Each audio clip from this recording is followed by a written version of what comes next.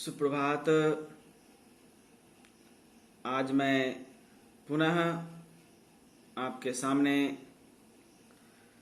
एक नया वीडियो लेकर उपस्थित हुआ हूँ। आज के इस वीडियो में मैं हिंदी प्रतिष्ठा प्रथम वर्ष द्वितीय पत्र में संकलित राम वृक्ष वेणीपुरी द्वारा संपादित विद्यापति पदावली पद संख्या 201 आपके सामने प्रस्तुत करने जा रहा हूं। इस पद में भी विद्यापति ने श्रृंगार के वियोग पक्ष का अत्यंत मार्मिक वर्णन किया है। इसमें भी गोपिकाएं श्री कृष्ण के वियोग में तड़प रही हैं, उनकी यादों में खोई हुई हैं और कई एक कल्पनाओं के माध्यम से, कई एक पूर्व स्मृतियों के माध्यम से श्री कृष्ण को याद करने की कोशिश कर रही हैं। तो गोपिकाएं इस पद में कहती हैं, फूटल कुसुम नवकुंज कुटीर बन कोकिल पंचम गावै रे। कहती हैं फूटल कुसुम नवकुंज कुटीर बन। कह रही गोपिकाएं कि नए कुंज में, नई वाटिका में नए नए फूल खिल चुके हैं। कोकिल पंचम गावे रे, और कोयल जो है पंचम तान की तरह सुंदर गीत गा रहे हैं। फूटल कुसुम नवकुंज कुटीर बन कोकिल पंचम गावे रे। मलया नील हिम शिखर सिधारल पिया निज देश न आवे रे। कहती हैं कि प्रकृति पूरी तरह से खुशनुमा है। वसंत का लग रहा है जैसे आगमन हो चुका है। नई नई वाटिकाओं में नए नए फूल विकसित हो चुके हैं। कोयल सुंदर तान के साथ सुंदर आवाज में गीत गा रहे हैं और मलय गिरी से चलने वाली सुगंधित एवं ऊर्जावान हवा हिमगिरी की ओर बढ़ती चली जा रही हैं। और ऐसी स्थिति में जो हमारे पिया हैं, जो प्रेमी हैं, जो पति हैं, वे पिया निज देश न आवे रे। और इस प्रकृति की सुखद वेला में भी हमारे जो पिया हैं, जो हमारे प्रियतम हैं, वो हमारे देश नहीं आ रहे हैं, हमारे देश में नहीं हैं, हमारे साथ नहीं हैं। तो प्रकृति की जो यह सुंदरता है, प्रकृति की जो यह आकर्षकता है, इस बीच प्रियतम का अभाव मेरे दिल को बहुत कष्ट पहुंचा रहा है, दुख पहुंचा रहा है। चान चानन तन अधिक उतापय उपवन अली उतरौले रे। गोपिकाएं कहती हैं चान चानन, चान अर्थात चंद्रमा और चानन अर्थात चंदन। हम सभी जानते हैं कि चंद्रमा का धर्म है शीतलता प्रदान करना और चंदन का भी धर्म है शीतलता प्रदान करना। चंद्रमा की रोशनी इंसान को शीतलता प्रदान कर उसे संजीवनी प्रदान करता है और चंदन भी इंसान को शीतलता प्रदान करता है। लेकिन गोपिकाएं कह रही हैं चान चानन तन अधिक उतापय। इस विरहावस्था में, इस वियोग की वेला में चंद्रमा की चांदनी एवं चंदन दोनों ही लगता है जैसे कि इस विरह में तड़प रही देह को अधिक उत्तप्त कर रहे हैं, जला रहे हैं। चान चानन तन अधिक उतापय, उपवन अली उतरौले रे। और बगीचों में जो भौरे हैं, प्रकृति की जो खुशबूदार वातावरण है, उसमें भौरे भी उतर चुके हैं, भौरे भी मनरा रहे हैं, आनंद की प्राप्ति कर रहे हैं, आनंद में खोए हुए हैं। और ऐसी स्थिति में हमारे प्रियतम हमसे दूर हैं, हमसे विमुख हैं। समय बसंत कंत रहु दूर देश, जानल विधि प्रतिकूले रे। गोपिकाएं कहती हैं, समय बसंत कंत रहु दूर देश। यह वसंत का महीना है और वसंत के महीने में प्रकृति चारों तरफ से आकर्षक हो जाती हैं, वह पूरी तरह से सुसज्जित हो जाती हैं। और इस सुसज्जित वातावरण में, अनुकूल वातावरण में समय बसंत कंत रहु दूर देश।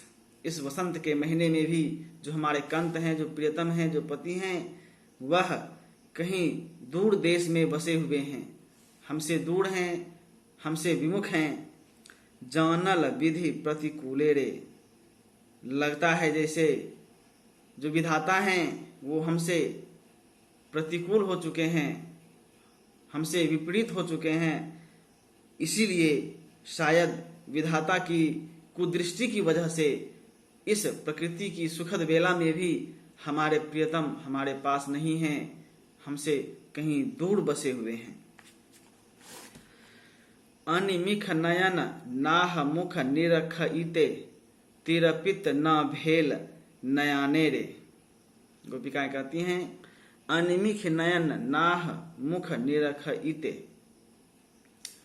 गोपिकाएं कह रही हैं कि हमारी जो आंखें हैं वह लगातार अपने प्रियतम के मुख को देखती रहती हैं, देखती रहती थीं, या उनके चेहरे को देखने के लिए लालायित रहती हैं। तेरे पित न भेल नयाने रे। और उनके मुख को देखते हुए जो मेरी आंखें हैं वह कभी तृप्त नहीं होती हैं, संतुष्ट नहीं होती हैं। प्रियतम का जो मुखमंडल है, मुखमंडल की जो आभा है, उसे देख देख कर हमारी आंखें कभी तृप्त नहीं होती। सदा हमारी आंखें उनके मुखमंडल को देखने के लिए तरसती रहती हैं, व्याकुल रहती हैं। ई सुख समय सहय इत संकट, अबला कठिन पराने रे। गोपिकाएं कह रही हैं, ई सुख समय, यह जो वसंत